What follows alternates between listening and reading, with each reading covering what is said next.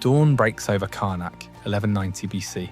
You stand where tourists stand today, camera in hand, marveling at columns that pierce the sky like stone prayers. You see grandeur, civilization, the work of gods. But beneath your feet, in the temple's lowest chamber, archaeologists found something in 1923 that made them stop digging for 3 days. A fragment of limestone. Hidden, deliberate, scratched into its surface, barely visible even under lamplight. Child-sized handprints, dozens of them, pressed into wet plaster along a corridor that led absolutely nowhere.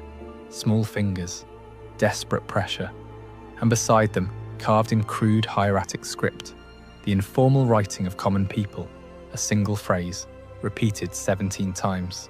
Mut does not hear us, Mut the mother goddess, protector of children, guardian of the innocent. Why would children dedicated to her, to the divine mother herself, carve a message saying she couldn't hear them? What were they trying to tell us from 3,000 years away? The priest said these girls were blessed. The official records, stone inscriptions polished smooth, painted in gold and lapis, called them pure ones, divine brides, chosen of the gods. Beautiful words, but sometimes the most beautiful words hide the ugliest truths. In 1923, British archaeologist Margaret Murray was excavating the basement archives of the Temple of Mut in Luxor. Routine work, cataloguing pottery shards, measuring foundation stones.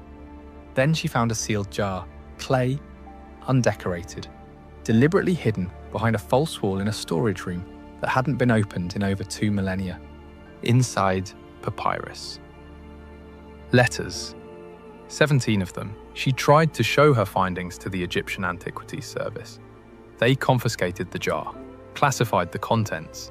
3 senior Egyptologists, respected scholars, men who'd spent their lives translating temple texts, refused to work on it. One wrote in his diary, "Some truths are better left buried." The jar and its contents remained sealed in a Cairo warehouse for 71 years. What was in those letters? And why did the people who read them wish they hadn't? Look, if you're the kind of person who thinks documented history matters more than comfortable myths, you're in the right place. Every subscription to Crimson Historians helps us access archives, translate primary sources, and bring voices like these back from silence. Hit that button, then let's go back. Because what happened next is worse than you think. Egypt, New Kingdom period, 1550 to 1077 BC. The height of power, the golden age. You've seen the movies, the glory, the divine right of kings. But here's what they don't tell you in museums. Egyptian temples weren't just religious sites, they were corporations. The Temple of Amun at Karnak alone controlled 81,000 workers, owned 421,000 head of cattle, managed 83 ships, held more land than the pharaoh himself. These numbers are from the Wilbur Papyrus, sitting right now in the Brooklyn Museum. You can go see it. Read the bureaucratic precision of ancient accountants listing property like inventory. The priests weren't holy men. They were landlords with God's names on their lips. Here's how the system worked. A farmer takes a loan from the temple. Copper for tools, grain for planting. The priests smile. The gods provide, they say. The interest compounds, always in the temple's favor. First harvest, not enough to cover the debt. Next year, still not enough. Third year, the priests arrive. The debt has tripled. The farmer has 3 options. Lose his land, enter debt slavery, his entire family for generations, or dedicate his daughter. The priests use softer words. She will live in the house of the divine. She will be blessed beyond measure. The official term was Hum Entiyah, servant of the god. Practical reality, unpaid labor for life. In Deir el Medina workers' village, archaeologists found contracts, actual legal documents, fathers signing over daughters. One reads, in year 3 of Ramesses IX, the farmer Amenemheb, being unable to repay 15 daben of copper, does give his daughter Neferti to the house of Amun for perpetual service. Neferti was 9 years old. The contract lists her age, her village, the debt amount, everything itemized, legal, witnessed, A child traded for 15 deben of copper, about 3 months of wages. But here's what doesn't make sense. These girls weren't doing menial labour. Many were taught to read, to write, skills 90% of Egypt would never learn. Some became God's wives of Amun. They managed temple accounts, commanded hundreds of servants, wore gold, lived in luxury, power, education, wealth. So why the handprints in hidden corridors? Why that message, Mut does not hear us, carved 17 times? Why did Margaret Murray's jar contain letters written in secret, describing things the priests never recorded? Something doesn't add up. The answer is in what the priests called purification.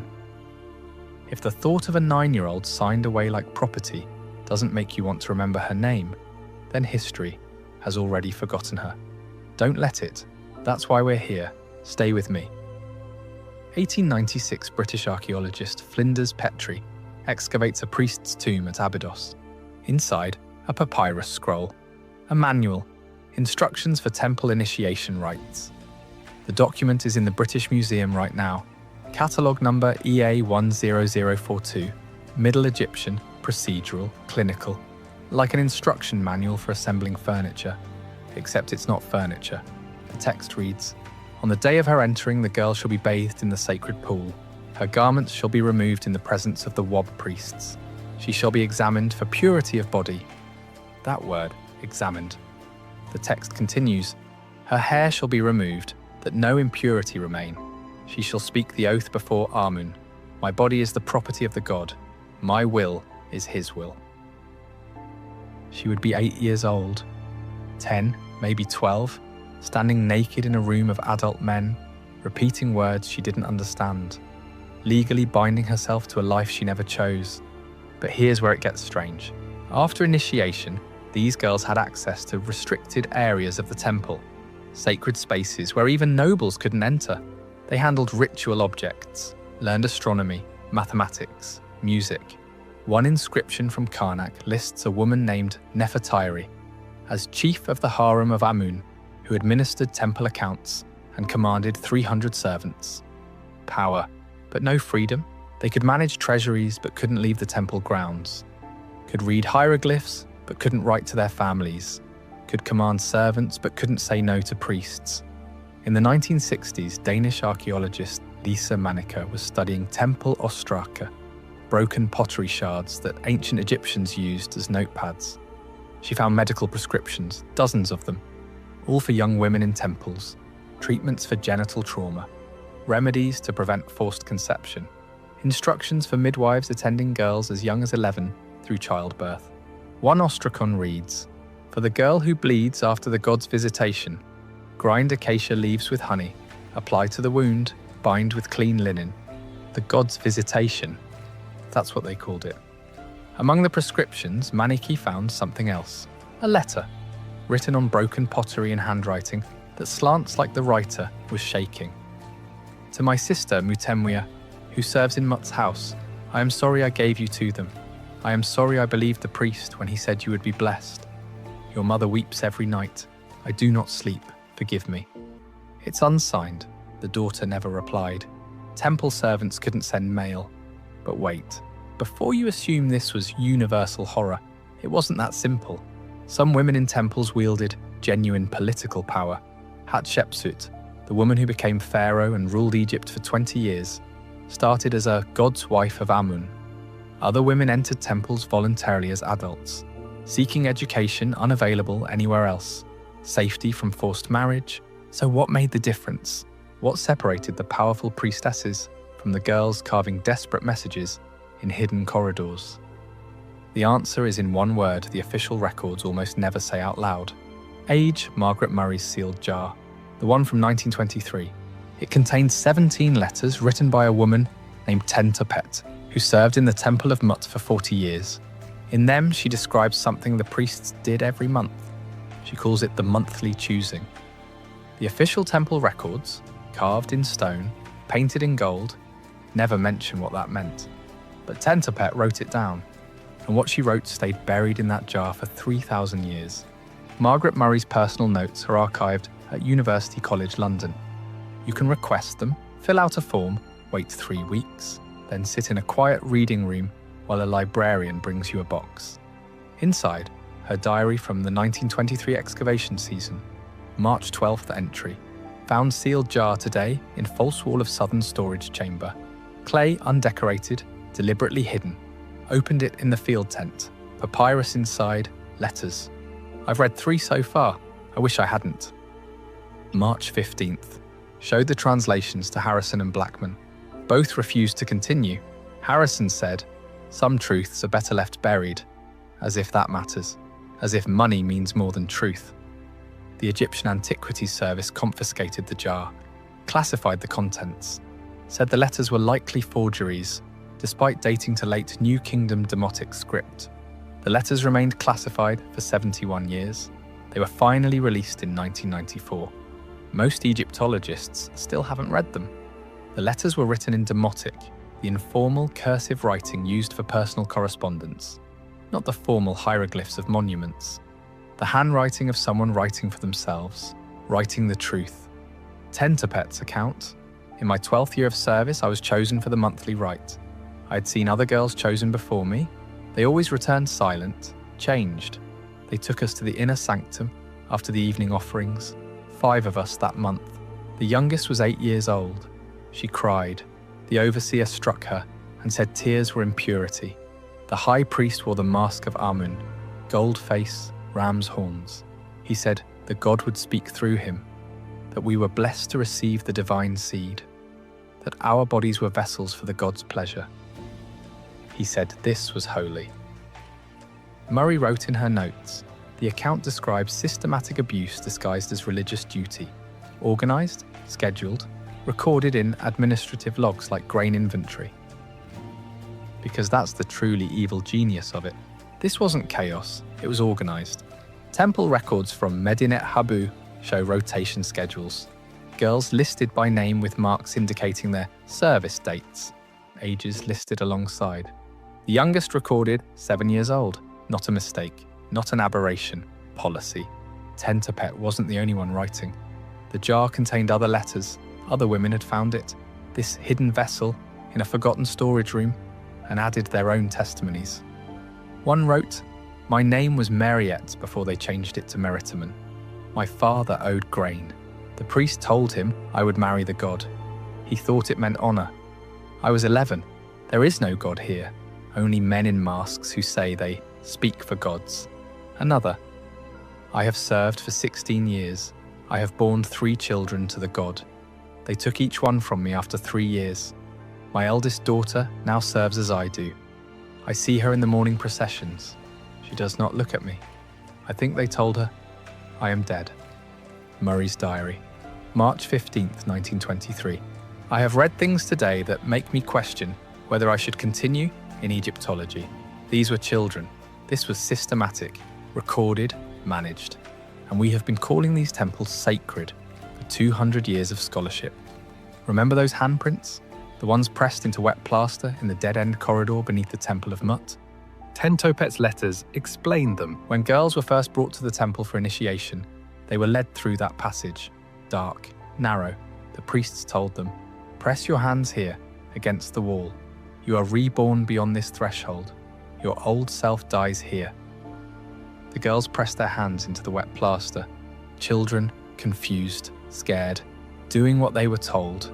But years later, when some girls tried to escape, and they did try, Tentopet writes about 3 attempts, they would return to that corridor, the only part of the temple without guard patrols, and they'd press their hands again. Same wall, same place. Older hands now, larger, pressing harder, and they'd carve beside them. Mut does not hear us. Wait, not a prayer, a witness statement, a message to whoever might find it. We were real. We existed. This happened to us. But here's what makes this even darker. The priests documented everything. They kept meticulous records, births, deaths, services rendered. They wrote about the girls' purity and devotion with the same bureaucratic efficiency they used to count grain stores. One administrative text from Karnak reads, Year 7, 3rd month of inundation, day 12, 5 new servants of Amun received the god's blessing in the inner sanctuary. The the god was pleased. 5 new servants, ages not mentioned. The god was pleased. They wrote it down, and not out of guilt, out of religious duty. They genuinely believed they were serving the gods. If you've gotten this far, you're carrying this now. Same as Murray did in 1923. Same as those girls did 3,000 years ago. You can close this video, you can forget you watched it, or you can subscribe to Crimson Historians and help us make sure these voices, the ones they tried to seal in jars and bury in archives, never get silenced again. That's the choice. Make it. By the late New Kingdom, around 1100 BC, something changed. The position of God's wife of Amun transformed. It became exclusively held by royal women, pharaoh's daughters, princesses, and they were required to remain celibate. No marriage, no children, no divine unions. Why the change? The Papyrus Harris, now in the British Museum, one of the longest papyri ever found, was written by Ramesses III around 1150 BC. In it, he describes reforms to temple administration. He uses careful language, abuses that had corrupted the sacred houses, impurities that had stained the divine order. He doesn't elaborate, but he restructures everything, changes who can hold power, who has access to whom. Egyptologist Gay Robbins argues this was a direct response to growing evidence of abuse, complaints that had reached even the pharaoh's court. The solution? Put women from royal families, women with political power, education, bodyguards, in charge, women who couldn't be touched, women who could say no. The irony? The victims became the solution. By 700 BC, the god's wife of Amun essentially controlled Thebes. She commanded armies, managed treasuries, held power rivaling the pharaohs in Upper Egypt. And she remained unmarried, celibate, untouchable. A position of genuine power, born from centuries of abuse. But the lower-ranking temple girls? Their situations improved only marginally. The reforms protected the women at the top. Everyone else, the system ground on. Here's what's rarely discussed. Some of the most significant reforms came from a woman who'd lived through it herself. Shepenwepet II served as God's wife of Amun from 700 to 650 BC. She was dedicated to the temple at age 9, lived there for 68 years, and when she gained power, she issued a decree, carved into the walls at Karnak, still visible today on the north side of the sacred lake. Let no girl enter service before her 15th year. Let no priest claim authority over her person beyond ritual duties. Let her family visit her thrice yearly. Let her voice be heard in disputes. She'd been 9 years old when they brought her to the temple. She remembered, and she used her power to change, imperfectly, incompletely, but genuinely, the system that had hurt her. After 600 BC, something strange happens in the archaeological record. We find fewer and fewer personal accounts from temple servants. No more hidden letters, no more carved messages, no more pottery shard confessions. Did abuse stop? Or did record-keeping just become more centralized, more controlled? Did women stop writing their truths? Or did someone make sure those truths would never be found? Margaret Murray's sealed jar remained classified for 71 years. When it was finally released in 1994, most Egyptologists ignored it. Too uncomfortable, too complicated. Easier to write papers about theology and architecture. Easier to marvel at the columns. Stand today in the Hyperstyle Hall at Karnak. You can, right now, buy a plane ticket. Walk through the same corridors where those girls walked. Look up at those 134 columns reaching towards heaven, each one carved with prayers, hymns to the gods, stone fingers pointing at eternity. Beautiful, isn't it? Now remember, every stone was laid by hands that had no choice. Every prayer was sung by voices that couldn't say no. Every offering was made by people who were themselves offerings. We do this. Still, we build monuments and forget the bones beneath them. We see glory and ignore cost. We call things sacred because it's easier than calling them what they are. Margaret Murray wrote in her unpublished diary, March 18, 1923, "Civilization is not measured by the height of its monuments, but by the depth of its compassion. for those who had no choice but to build them. By that measure, we have learned nothing. How many systems today hide behind beautiful words? How many institutions claim divine authority while protecting the powerful? How many times have you heard "this is tradition" used to justify cruelty? The temples of Egypt are gone, the priests are dust, but the pattern, that's immortal. You've just witnessed one of history's darkest truths, not because it was uniquely evil, but because it was so normal, so organized, so accepted, so thoroughly documented by people who thought they were doing holy work.